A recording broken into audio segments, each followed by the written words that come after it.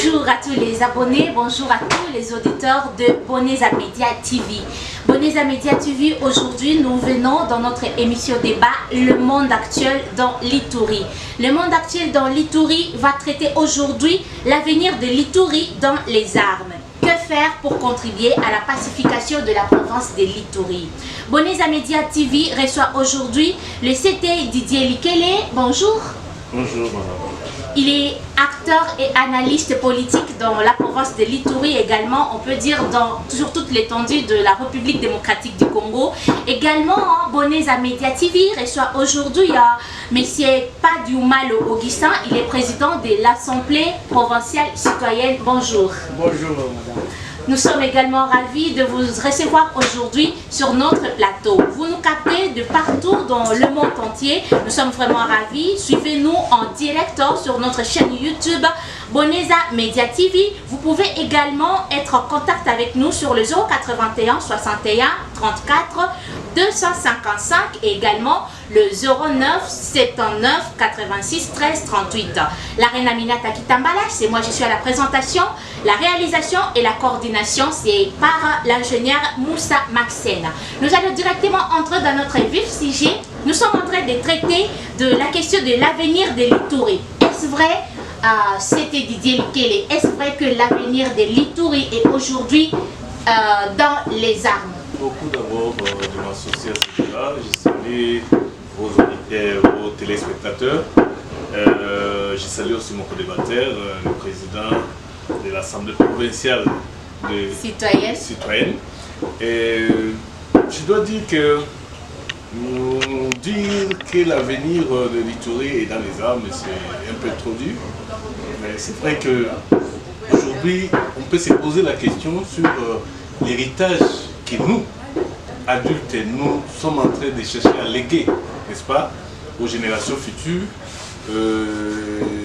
Et si on se pose cette question, on a l'impression que vous êtes en train d'avoir raison en disant que l'avenir de l'Ituri est dans les armes. Parce que nous sommes en train de continuer à perpétuer, n'est-ce pas, cette propension à la violence. Et nous n'apprenons pas, malheureusement, à régler nos différends. Parce que les conflits sont inhérents à toute société. Si aujourd'hui il y a des conflits en Ituri, ça je dois le dire, que les Ituriens qui me suivent les comprennent. S'il y a un conflit en Ituri, ce n'est pas parce que l'Ituri est la spécialiste en conflit. Il y a des conflits partout où les hommes vivent. Et il y a des conflits dans toutes les provinces de notre pays. Maintenant, la façon de régler ces conflits-là, c'est cela qui a différence. Pourquoi nous avons, n'est-ce pas, cette mauvaise habitude depuis des années, on parle de 1911, à toujours chercher à régler nos conflits par les armes. Et c'est peut-être là que vous allez avoir raison, ou vous risquez d'avoir raison de dire que l'avenir est dans les armes.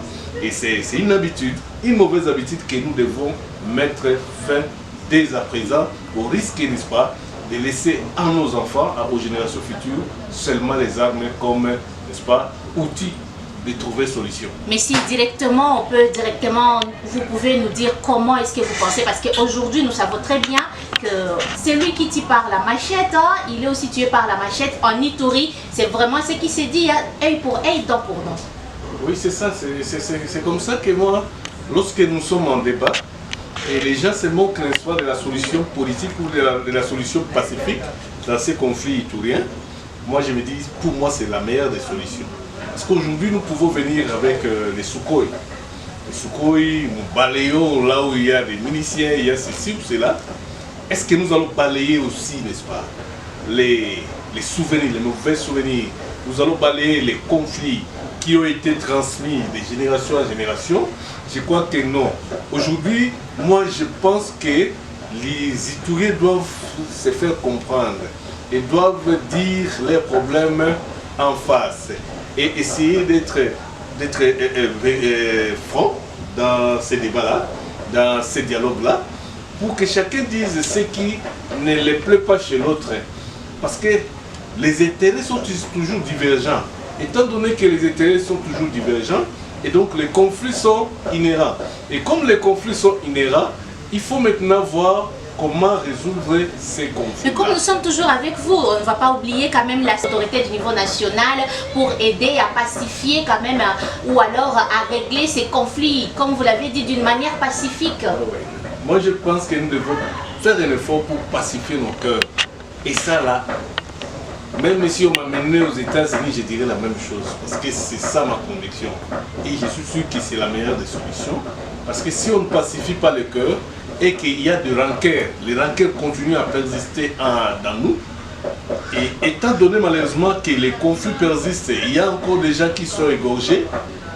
Et on se pose toujours la question, qui avait égorgé? Parce que parfois, les miliciens ne viennent pas cagoulés. Ils viennent, n'est-ce pas, visage ouvert. Et il y a toujours, n'est-ce pas, des rescapés.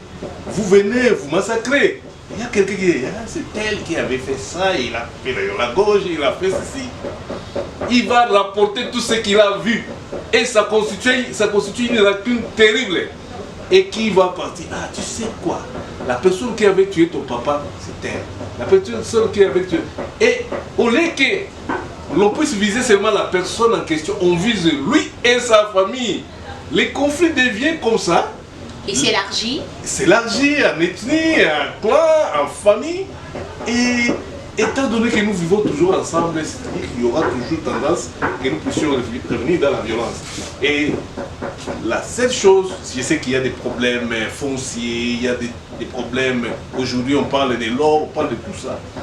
On doit mettre tout ça, n'est-ce pas, dans l'ordre du jour pour que l'on puisse en parler sérieusement et qu'on puisse trouver la solution pour que peut-être nos générations puissent être épargnées, n'est-ce pas, de cette propension à recourir à la violence pour régler nos conflits.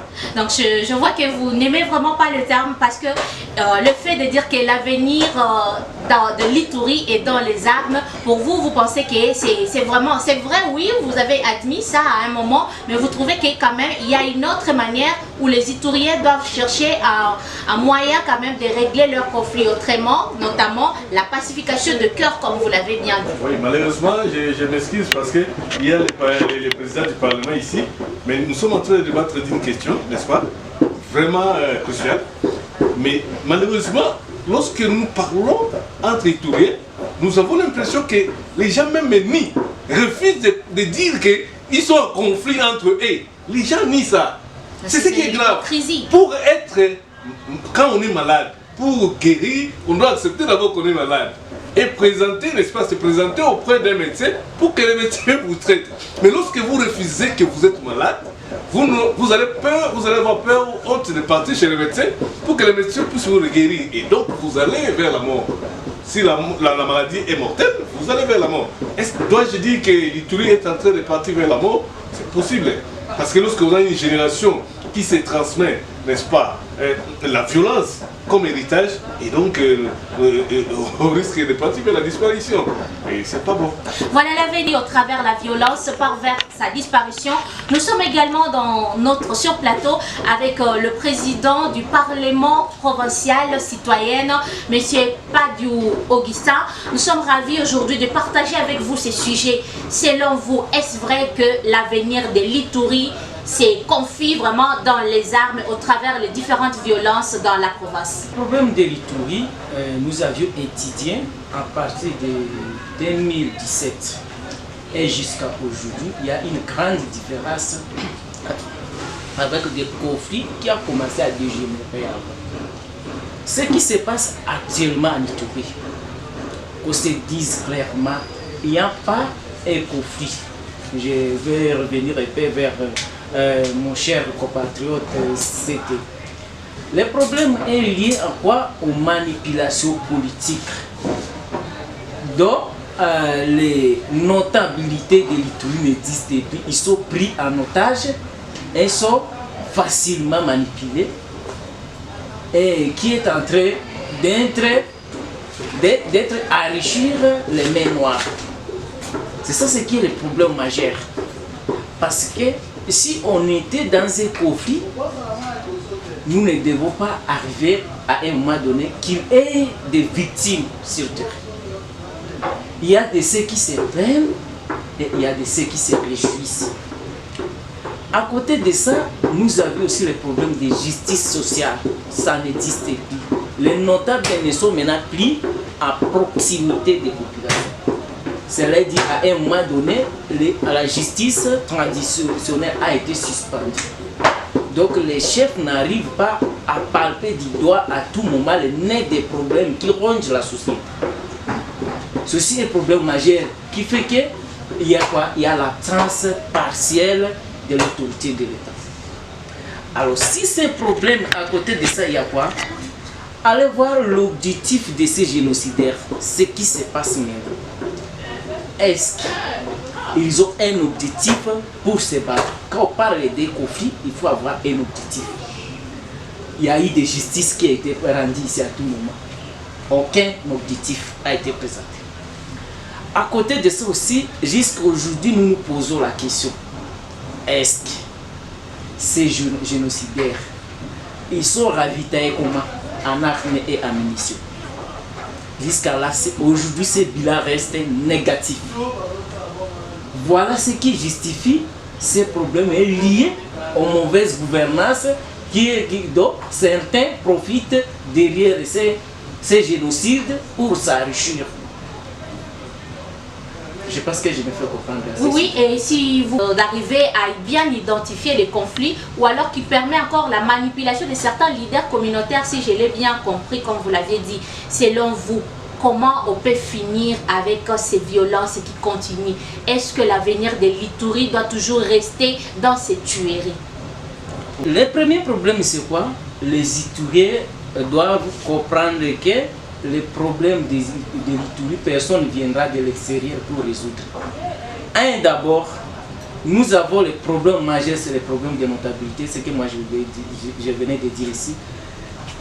Pour être leader un Iturien, il est devenu leader, il est fréquenté seulement par sa propre communauté. Ça, c'est la première chose qu'il fallait que nous puissions être évités. Les leaders d'abord doivent se réunir ensemble pour parler le même langage à ce qui concerne l'Ituri. Et c'est ça ce qui va créer la cohésion sociale. Alors, du côté de l'État, ce que nous allons demander, l'État s'est montré jusqu'au fond du village à organiser des dialogues et des dialogues table ronde pour aboutir à une solution. C'était vrai. Parce que le problème qui se passe, ces gens-là, ces maires de troubles, ils sont cachés au sein des populations et protégés par les notables. Donc l'État avait bien commencé avec quoi? Avec sensibilisation pour identifier maintenant qui ces chefs leaders là de quoi? Des génocidaires. Tous on les connaît déjà. Mais il y a certains qui ont emboîté ces pas-là de quoi? Des pacifications où ils sont d'accord pour remettre les armes. Mais les autres ont déraillé ces schémas jusqu'à maintenant. Que devait faire l'État?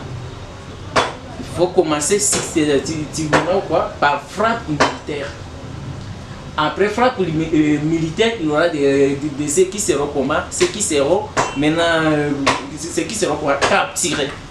Ce sont ces gens-là, la justice doit apprendre quoi? Son rôle à jouer pour dénicher maintenant. Qu'est-ce que ces génocidaires-là réclamaient là?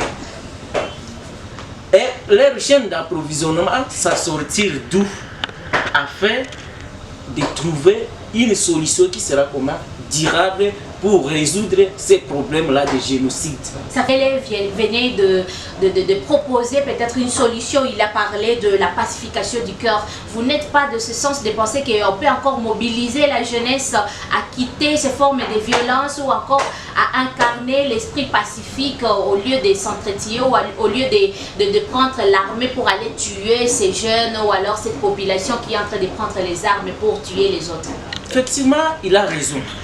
C'est dans ce cadre-là que j'ai parlé, les notables doivent se mettre autour d'une table pour parler du même langage. Parce que ce sont eux qui engagent la communauté iturienne dans l'ensemble. Ça, c'est du côté des notables. Mais du côté de ces jeunesses-là, ils ont déjà déraillé. Quand nous voyons, ils ont détruit la destruction méchante de quoi? De la richesse du pays et de la province. C'est d'abord la population. Pour gouverner, il faut avoir la population. Mais si quelqu'un s'attaque à massacrer sauvagement la population, et en même temps, il s'attaque aussi au symbole du pays, c'est l'armée. l'armée même, nous perdons nos voyants militaires sur le terrain. Mais l'État, l'unique chose, c'est quoi? C'est d'abord de les corriger. La correction, c'est seulement l'unique façon, après avoir violé l'accord. L'accord a été déjà violé. L'unique solution maintenant, c'est l'État reste toujours l'État. Et l'État doit prendre des dispositions nécessaires, c'est de les éradiquer par la force et après de recourir vers la justice pour connaître les problèmes étaient liés à quoi. Parce que ce problème qui est maintenant que nous traversons n'est pas lié au conflit. Si c'était lié au conflit tribal, on ne devait pas avoir une cohabitation ici pacifique à Bunia, et dans l'administration ne devait pas fonctionner comme tel ça fonctionne partout. Vous avez vraiment parlé le vrai terme de la manipulation de certains leaders communautaires qui sont en train d'être manipulés par certains politiciens ou alors certaines mains noires pour s'entretuer et profiter de la richesse du pays. Nous allons revenir chez vous, monsieur le CT Didier Likele. Qu'est-ce que vous pensez de cette façon? Est-ce que vraiment il n'y a pas de conflit selon vous? Parce que vous avez dit que le conflit qui existe demande juste une manière de gérer, une manière de gérance, et vous avez vraiment prôné une manière pacifique sans prendre les armes. Et là on vient vraiment de nous dire qu'il n'y a vraiment pas de conflit. Ceux qui sont là, donc ce sont des moutons noirs, il faudrait une frappe militaire. Oui, d'accord. Je crois que lorsque j'ai parlé de désarmer le cœur, c'est pas parce que j'ai refusé que l'État puisse sévir. L'État a une mission, et la mission de l'État, c'est, n'est-ce pas, d'imposer l'ordre, n'est-ce pas, l'ordre public, s'il est faux, par la force. C'est normal. Mais avec notre cas ici, vous avez l'impression que en 2001-2002, l'État a utilisé la force, n'est-ce pas, pour mettre fin à la crise en Ituri. Pourquoi c'est revenu? Pourquoi il y a eu, n'est-ce pas, régénération de cette crise-là? C'est parce que peut-être qu'on n'a pas résolu, n'est-ce pas, les problèmes de fond. Et mon frère est en train de parler, n'est-ce pas? Il dit qu'il n'y a pas de conflit. Moi, je ne suis pas d'accord avec lui.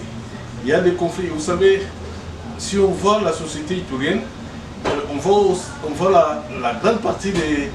Il y a même certaines tribus, n'est-ce pas, qui ne parviennent pas à dire leurs problèmes ouvertement. Ce sont des gens qui cachent des problèmes à l'intérieur, n'est-ce pas? Et il y a même celles qui sont les communautés qui sont hypocrites. Vous comprenez? Donc, lorsque vous ne parvenez pas à dire clairement votre problème, ça donne l'impression comme si il n'y a pas de conflit, comme le frère dit. Mais c'est une erreur. Pourquoi? Parce que la manipulation, on ne peut pas dire que les Ituriens sont des idiots, les Ituriens sont intelligents. Mais pourquoi on les manipule facilement? Parce qu'il y a eu un conflit là-dedans. N'est-ce pas? On utilise ces conflits historiques qui est, n'est-ce pas, sous couvert, et on vient juste les réveiller avec une petite manipulation et du coup, n'est-ce pas, ça éclate. Cette manipulation-là a intérêt facile en Ituri parce qu'il y a, n'est-ce pas, ces conflits qui fait semblant de ne pas exister alors que ça existe bel et bien. Et il a fait mention, n'est-ce pas, au nombre de dialogues qui ont déjà été organisés. Et vous verrez que les dialogues qui sont organisés, les gens ne parviennent pas à dire la vérité. Mais il suffit qu'il y ait une situation, nous sommes dans des groupes WhatsApp et tout ça. Vous sentez comment un Iturien est en train de parler d'un autre Iturien, vous vous dites, est-ce que vraiment il n'y a pas de conflit? Vous posez cette question. C'est-à-dire qu'il y a un problème là, et le problème de notabilité que le président a mentionné, c'est une vérité. Il y a quelqu'un, un expert qui m'a parlé de ça. L'État congolais a promulgué une loi, n'est-ce pas, qui mettait un peu en difficulté, n'est-ce pas, les pouvoirs traditionnels. Et ce n'est pas seulement en Ituri.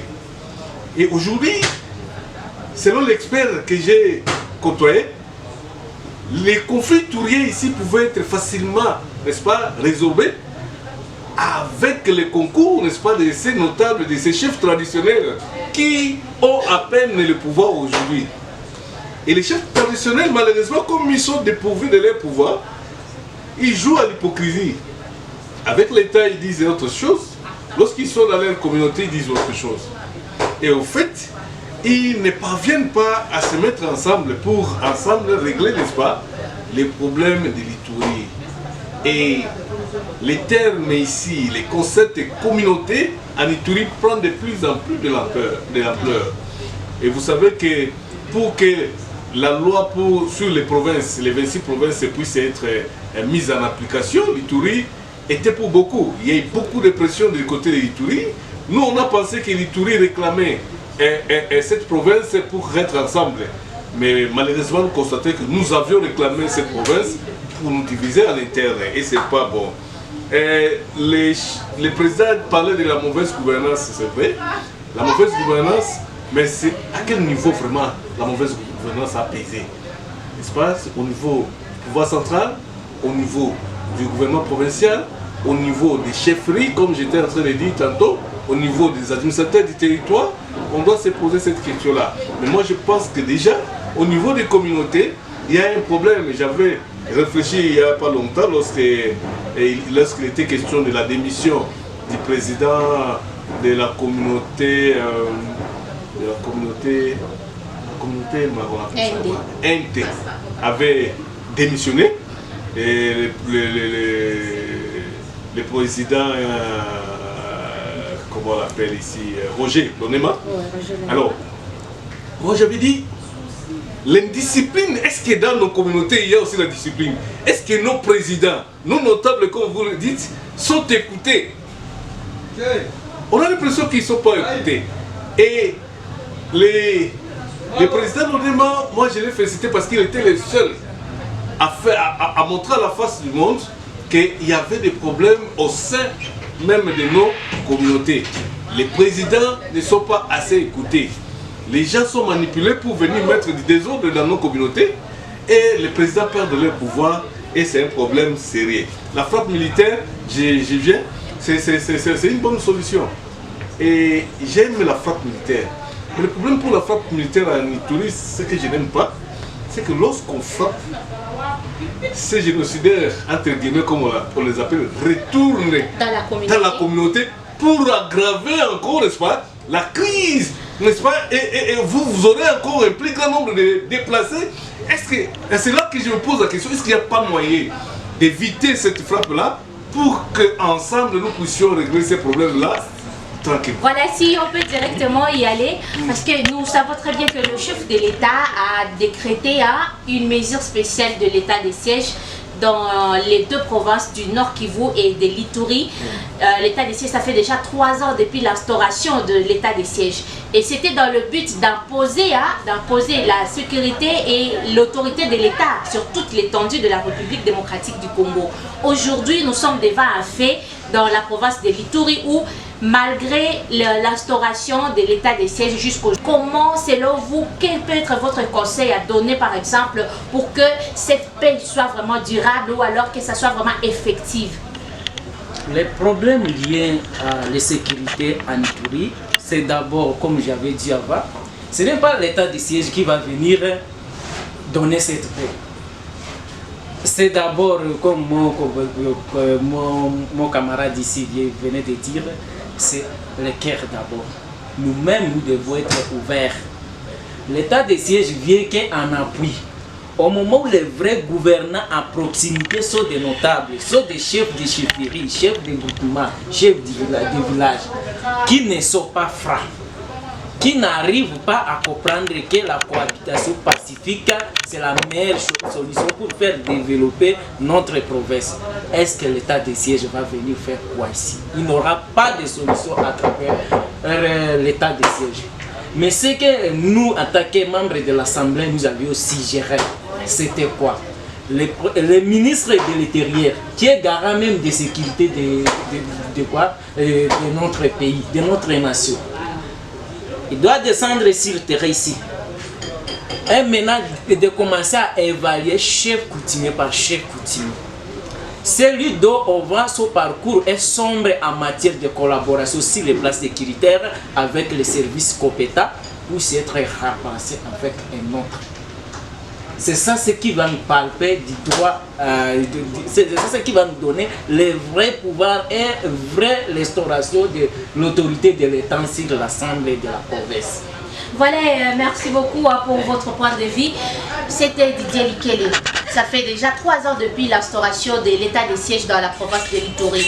Et si on peut dire quelque chose, c'est que les tueries se poursuivent toujours. Et jusqu'à aujourd'hui, il n'y a pas toujours une imposition de l'autorité de l'État ni de la sécurité dans plusieurs régions, surtout si on peut parler du territoire de Ndjougou.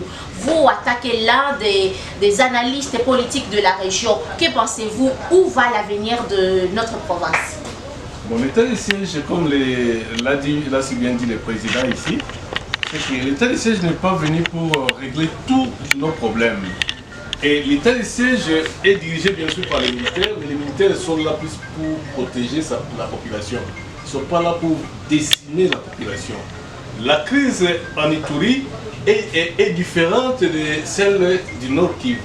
Parce qu'au Nord Kivu, nous sommes en train de conserver, n'est-ce pas, de chercher à garder l'intégrité du territoire. Mais la crise en Ituri est alimentée, est exercée par les Ituriens. Vous comprenez? Nous avons des groupes armés qui sont Ituriens et qui insécurisent les autres Ituriens.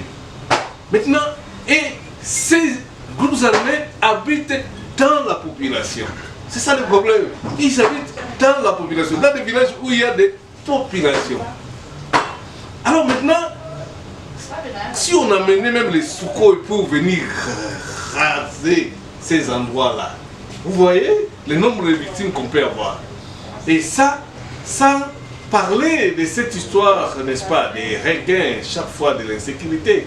Lorsqu'on ne gère pas la vraie cause, n'est-ce pas, on aura toujours tendance à constater qu'il y aura toujours des crises qui vont renaître. Dans ces cas, vous pouvez dire que la faute incombe au gouverneur de ne pas être à mesure de gérer ceux qui, ou alors les notables, les leaders locaux. Vous savez, l'évêque l'a dit, et j'avais mentionné ça dans une analyse, dans mes analyses, l'évêque l'a dit, l'évêque Dieudonné l'a dit, avant que l'état de siège soit instauré, mes frères, il faut qu'on puisse cesser. Vous pensez que l'évêque c'est un idiot? Il sait d'où vient, n'est-ce pas, la manipulation. Il sait aussi que nous avons des problèmes qui peuvent faire en sorte que nous puissions facilement être manipulés. C'est comme ça qu'on a sensibilisé les Ituriens. Dernièrement encore ici à la paroisse de Yambiaya, il a encore sensibilisé. Dernièrement ici, j'ai écouté avec plaisir mon frère, le maître Mokili Mungunuti, lancer un message vocal à tous les Ituriens. Écoutez, parce qu'il y a même des Ituriens qui commencent à chercher à collaborer avec les M23. Pour quelle fin? Nous avons déjà des problèmes graves ici. Vous partez encore chercher à introduire les M23, les Rwandais, parce que les M23, ce sont les supplétifs du Rwanda. Vous cherchez à introduire encore Kagame ici, c'est très grave. C'est comme ça que j'ai dit qu'il est temps qu'il y ait plus de conscience. L'état de siège, comme l'a dit mon frère, il est venu à nous accompagner pour la paix. Et lorsque l'état de siège est venu, l'état de siège a constaté qu'il y a des problèmes internes qui doivent être résolus pacifiquement entre Ituriens, entre les communautés ituriennes. Ce ne sont pas des robots, les militaires, ce sont les dirigeants. C'est un gouverneur, tout fait, même s'il est militaire. Il doit réfléchir sur les bons moyens de chercher à... Toujours quand on règle une question, sans violence, il y a toujours avantage. Je vous ai dit, lorsque vous frappez le Codeco, il dit « ma fou n'a perte » et « ma fou n'a perte » a mis en groupe la population. C'est-à-dire la population est devenue victime et les problèmes humanitaires, les problèmes sociologiques deviennent encore plus graves. Et c'est ce que nous devons éviter. Voilà, nous sommes en train de parler de l'avenir de la province de l'Ituri qui actuellement, aux yeux du monde entier, est resté dans les armes. Et les gens, ils sont en train de chercher à se rendre de compte par des armes. Nous sommes avec vous, nous retournons encore chez vous, président Padu Augustin Malo. Que pensez-vous aujourd'hui de l'état des sièges et aussi nous donner quels sont les moyens de pacification que tu trouves opportun pour la situation de la province de l'Ituri? Mon frère venait de dire le problème de l'Ituri est différent de celui du Nord Kivu. Premièrement, d'abord, faire sortir cette province de la crise, j'ai déjà dit qu'il y a des notables d'or, ils ont des mains noires, des manipulations dans ces problèmes de sécurité, doivent être sanctionnés par l'État congolais. Parce que ce sont eux qui est en train de faire quoi? De perdre la couleur de l'État congolais sur le terrain. À côté de ça, je vais demander aux chambres hautes, chambres basses de se réunir pour la justice sociale. Vraie justice sociale, c'est géré par les chefs coutumiers, ce n'est pas géré au niveau des hauts gradés. C'est ça ce qui est la meilleure solution pour cela. Mais si l'état de siège est là, vu que le gouverneur a tout fait, il a amené ces gens autour des tables, ça n'a pas tenu. Mais chose qui est louable, c'est quoi? C'est ces maires de troupes, les génocidaires sont bien identifiés. Il fallait les frapper, c'est ça ce que le peuple attendait. Ce que le peuple attendait, c'était quoi? D'identifier leur chaîne d'approvisionnement jusqu'à aujourd'hui, ça reste une chose inconnue jusqu'à là. Alors, dans ce sens-là, comment l'état de siège peut aboutir à une sécurité? Comment l'état de siège peut aboutir à une solution pour une paix durable? Non, je ne vois ça ne peut pas marcher. Mais si l'état de siège, c'est ça encore capable pour accompagner la vision des chefs de l'État, l'état de siège, ce que nous lui demandons, c'est de quoi? De nous présenter quoi? Les chaînes d'approvisionnement de ces génocidaires et aussi les rescapés là, ces groupes désarmés là, de les transférer devant la justice pour connaître les nez des problèmes étaient quoi. C'est après ça que nous allons passer. Maintenant, ces problèmes sont liés. Comme ces groupes désarmés sont au sein des communautés, c'est à ce moment-là que nous allons passer dans le cadre de pacification pour résoudre maintenant de trouver solutions directement à ces problèmes directs. Merci Monsieur le Président. Nous allons prendre aussi les CPS Didier dans 2 minutes seulement. Est-ce que vous pouvez nous proposer une piste de solution pour arriver pour que la province puisse encore retrouver une paix qui sera durable? Même si je parviens à réfléchir comme ceux qui demandent la levée de l'état de siège, moi je pense que comment on appelle ça, l'impasse politique sera plus grand que l'impasse sécuritaire. Parce que les militaires sont censés exister. Même s'il n'y a pas d'état de siège, nous aurons toujours, n'est-ce pas, un commandant, n'est-ce pas, des opérations en Ituri. Et les militaires devraient continuer leur travail normalement. Mais qui pour remplacer le gouverneur militaire? C'est ça la question. Parce que nous connaissons, n'est-ce pas, non pas seulement nos frères politiciens ituriens, nous connaissons nos politiciens en général au Congo. Chacun veut devenir chef à tout moment. Et lorsqu'il était question de la table ronde à Kinshasa, lorsqu'on demandait la levée de l'état de siège, vous avez vu, n'est-ce pas, ces balais qui a eu, chacun est parti voir les autorités pour dire c'est moi qui devais être gouverneur. N'oubliez pas aussi qu'avant, il y avait Penembaka qui a géré aussi cette crise. Il y avait Jababanissa qui a géré cette crise. On a qualifié Penembaka des complices, on l'a qualifié des capables, on a qualifié Babanissa des complices, on l'a qualifié des capables. Est-ce que celui qui va venir après Luboya sera qualifié des compétents? Il ne sera pas lui non plus complice. Et c'est ça un peu le problème. Et comme nous avons ce problème de communautarisme ici, et les gouverneurs en question, je dans de quelle communauté, ce sont des problèmes comme ça, complexes que nous avons en Ituri. Et même si vous êtes tenté, vous, chef de l'État, je me mets à sa place, de lever l'état de siège, vous vous posez la question, et après, c'est quoi? Alors, aujourd'hui, les Ituriens sont les meilleurs. J'ai aimé un jour, mon frère Sylvain te poser la question. Quand nous critiquons l'état de siège, nous critiquons les autorités, quelle est notre part, nous Ituriens, dans cette histoire ici? Si les Ituriens étaient capables de se poser cette question-là, sincèrement, et qui se mettaient autour d'une table pour essayer, même sans les concours du gouvernement, papa, beaucoup de quoi, notable, responsabilité, tout, état de siège. Comment on va faire pour que l'état de siège puisse partir et nous puissions rester dans la paix? Ça, c'est cette question qu'on doit se poser. Si on ne se pose pas cette question-là, et on dit seulement qu'il faut que l'état de siège parte, c'est comme si on est en train, n'est-ce pas, de chercher à rester dans l'impasse. Et lorsqu'on reste dans l'impasse, je crois que la chose risque de devenir encore plus grave. Voilà, merci beaucoup, c'était Didier Likele. Merci également au président Padiou Augustin Malo.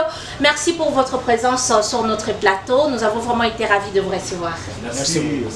Merci à tous les auditeurs de Boneva Media TV. Merci surtout de vous abonner pour recevoir nos actualités à temps plein. Sans oublier que nous restons vraiment en ligne à tout moment sur nos numéros 081 61 34 255 et les 09 79 86 13 38. Merci, je suis la reine Aminata Kitambala pour la présentation. Il y a monsieur Moussa Maxen, il fait la réalisation et il est le coordonnateur de cette émission. Nous restons en contact à tout moment. Portez-vous bien. Merci.